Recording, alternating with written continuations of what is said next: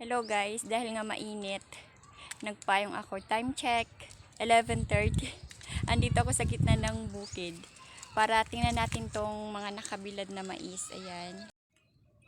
Eto na pala guys yung mga hinarvest namin nung isang araw. Ayan, binilad na dito sa harap ng kalsada. Dito yan binilad. Ayan, doon oh. At yun pala guys, ayan, mga sinako na yung mga nakabilad na mais doon. Pag ganyang sinako na, ibig sabihin, ibibenta na siya. Ititilyar yan later. Yan. Tapos ito, ilang araw pa lang itong nakabilad. Siguro 2 days pa lang itong nakabilad. Ibibilad to ng 10 days para matuyo siya.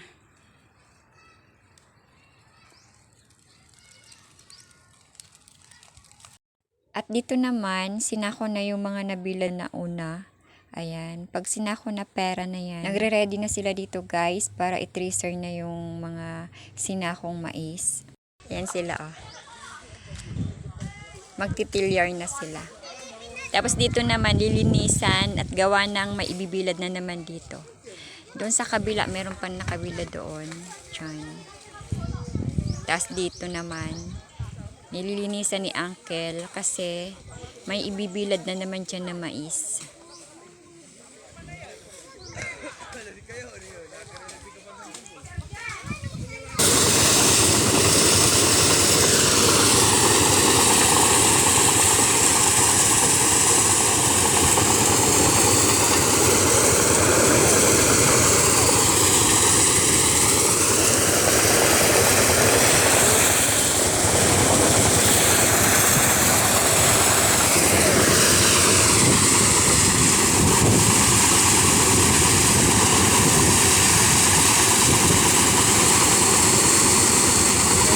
Nagbintay sa kanilang merienda, tamang-tama sa tag-init.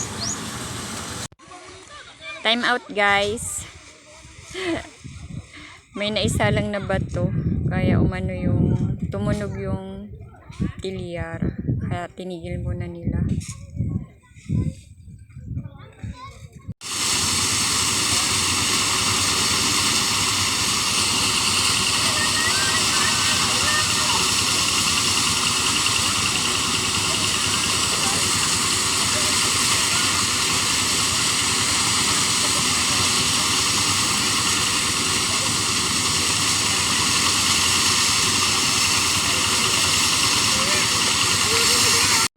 Yan na guys yung finished product. Ayan.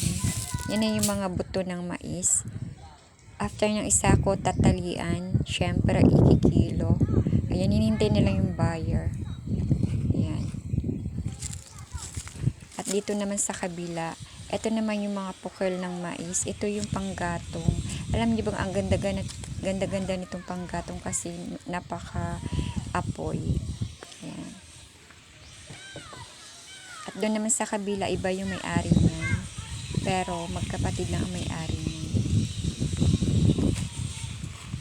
Yun lang. Pa-subscribe. Thank you.